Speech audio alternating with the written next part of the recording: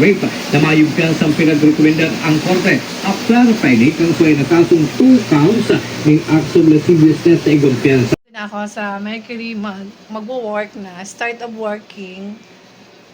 Hello, good morning. Ngayon ang ginagawa ako, mag-aayos ako ng mga reports ko every morning.